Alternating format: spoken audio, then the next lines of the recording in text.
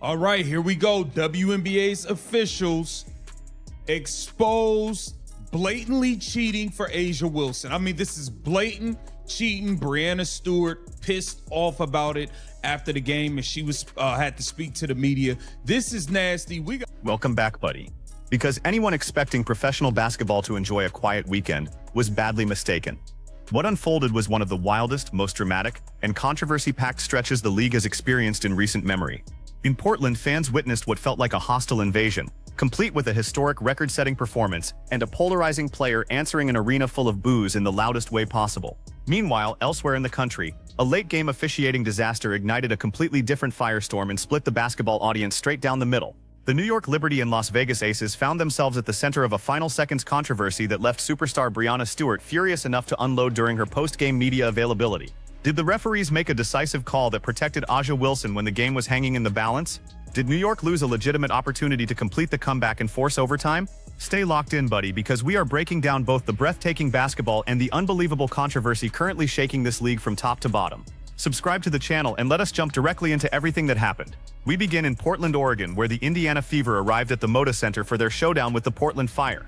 Long before the opening tip, this matchup was surrounded by suffocating tension. A large rally had formed outside the building in response to recent widely discussed remarks from Fever guard Sophie Cunningham regarding transgender participation in women's sports.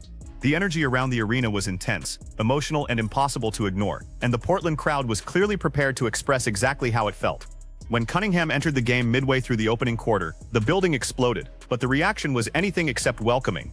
A thunderous chorus of boos poured down from nearly every direction. The hostility was immediate, the pressure was enormous, and the entire arena seemed determined to make her uncomfortable. Plenty of players would have tightened up, lost confidence, or disappeared under that kind of public anger. Sophie Cunningham, however, had a completely different response in mind.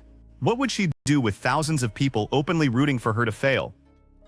And this is what you guys do.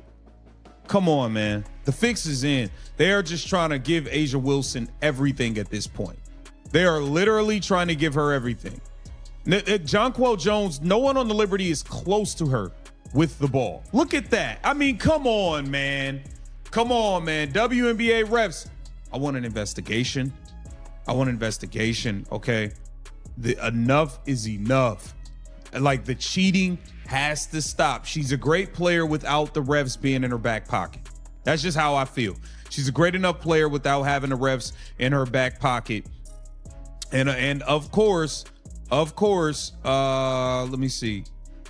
She shoots another 11 free throws. I mean, the girl shoots 11, 12, 13, 14 free throws a game. She's getting calls like this.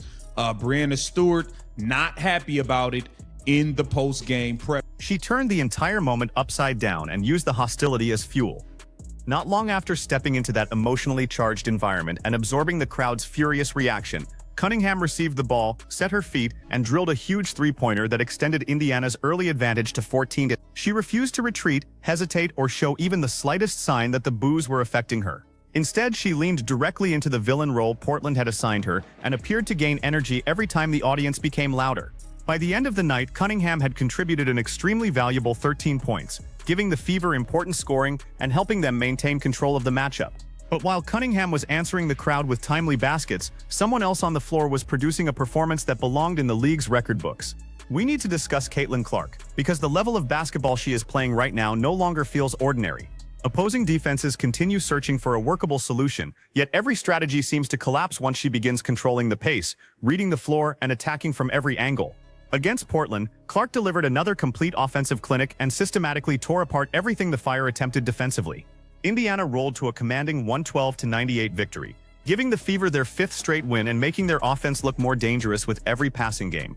The team numbers were impressive, but Clark's individual production left the basketball world stunned once again. She finished with 26 points, collected 10 rebounds, and handed out 10 assists, completing yet another extraordinary all-around performance.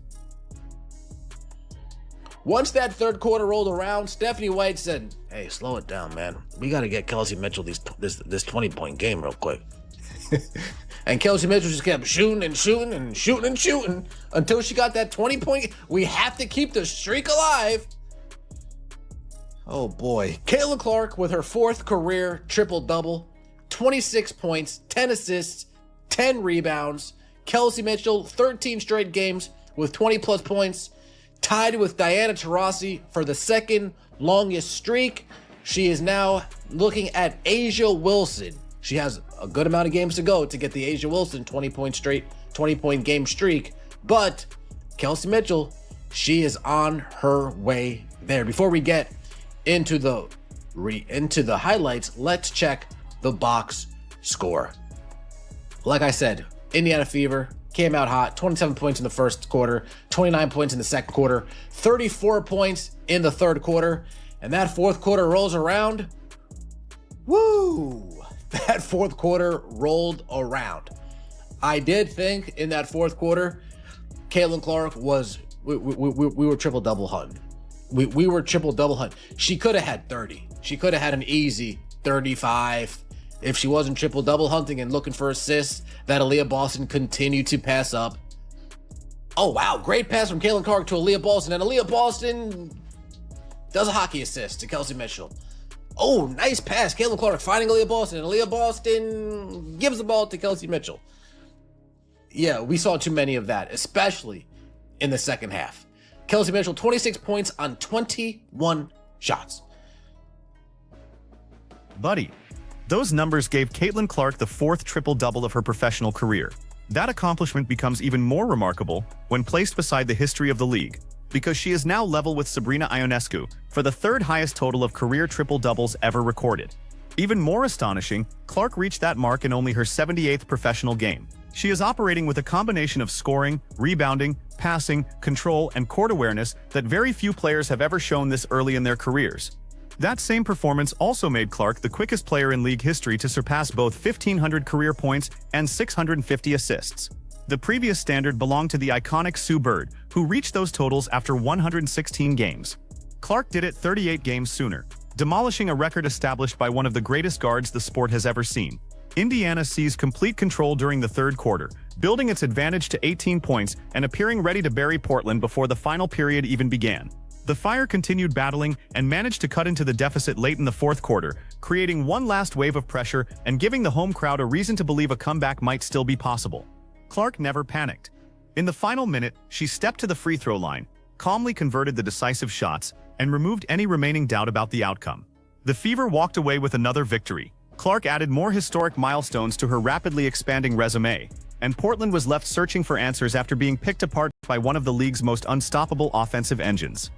Honestly, today, we lost, we lost by 5, and there's things that we could have done different, and there's calls that could have gone our way. Yeah, there's definitely calls that could have gone your way. There's definitely, I saw a major call with that ref cheating that could have went your way. WNBA got to get it together, man. But the fact that we were fighting, we were in it for 40 minutes, and it's hard to have improvement off of a loss, but I want to say this is improvement because it's we didn't have to dig ourselves out of a hole. We didn't have to do all these things. We were just playing basketball. We were playing basketball against a good team, and they made more plays than us. And sometimes that's the way it goes. And now we move on and we look forward to Saturday. Thanks, everyone. Was that out of bounds in the fourth quarter? Did you have a good look on that? Yeah, I did. So did Asia. She was walking back to half court. With their... Did you hear that? She says, so did Asia. She was walking back to half court. Crazy work, man. Crazy work. Star power and scoring ability. You try to pick and choose where we think we can win some of the battles. And yeah, she didn't have a great first half, maybe scoring wise, but Young does. So this is a really tough team playing here, third time this season. We had a chance to win. We gave ourselves a chance, and I'm really happy with the way the group fought back, and we were pretty resilient. And again, we had a chance at the end. And then just your spark off the bench over there.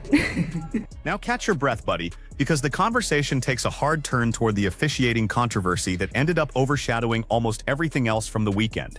While Indiana was putting on an offensive exhibition in Portland, the New York Liberty and Las Vegas Aces were locked in an exhausting heavyweight battle.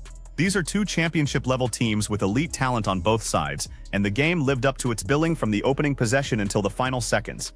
Las Vegas eventually escaped with a narrow 104-99 win. But simply reading the score does not explain the anger surrounding the finish or why so many fans are demanding accountability from the officiating crew. The most disputed moment arrived with exactly 17.9 seconds remaining and the pressure at its highest point. The Aces held a slim 98-95 advantage, meaning New York still had a real opportunity to force a tie or completely change the result. A'ja Wilson, who had dominated throughout the night with 33 points and 10 rebounds, drove aggressively toward the basket while being defended by Liberty center Jonquel Jones. During the physical attack, Wilson appeared to lose possession, sending the ball out of bounds. To viewers inside the arena and countless fans watching from home, the play seemed straightforward. The ball looked like it had last touched Wilson, which would have awarded possession to New York. That call would have given the Liberty a chance to create a game-tying three-point attempt in the closing seconds. Instead, the officials stunned everyone by signaling that the ball had gone off a New York player, allowing Las Vegas to keep possession. The situation became even more frustrating because the Liberty had already spent their only coach's challenge earlier in the contest. With no challenge available, New York had no mechanism to force a replay review of a decision that could determine the entire game. The Liberty were trapped, the ruling stood, and the Aces retained the ball. Jackie Young was intentionally fouled, converted the vital free throws, and effectively shut the door on New York's comeback. 15 points, 3 rebounds for Michaela Timpson. Outside of Caitlin Clark, I gotta say this. Outside of Caitlin Clark, I might have the most faith in Michaela Timpson to make a layup on this team. No bullshit. No bullshit. Outside of Caitlin Clark, I might have the most faith in Michaela Timpson to make a run-of-the-mill fundamental layup. To finish around the rim, even in traffic. Michaela Timpson right behind Caitlin Clark in terms of my faith in them. Ty Harris didn't really do much today, but I don't really expect Ty Harris to do much. She wasn't really a negative on the floor today, so I will give Ty Harris that. Let's take a look at some of the footage, shall we? Impossible angle. This pass is nasty. Look at this dime. Look at this dime. Caitlin Clark, head up, head up. Kelsey cuts. Look at this. In between, she's passing in between 3 players before the ball even leaves her hand. And then, whoop, it passes a fourth by the time it gets to Kelsey. Caitlin Clark made a pass to Kelsey Mitchell that passed 4 Portland Fire players before it got to Kelsey Mitchell's hands. Nasty work for CC22. Caitlin Clark from anywhere. Caitlin Clark creates space and buries a deep 3.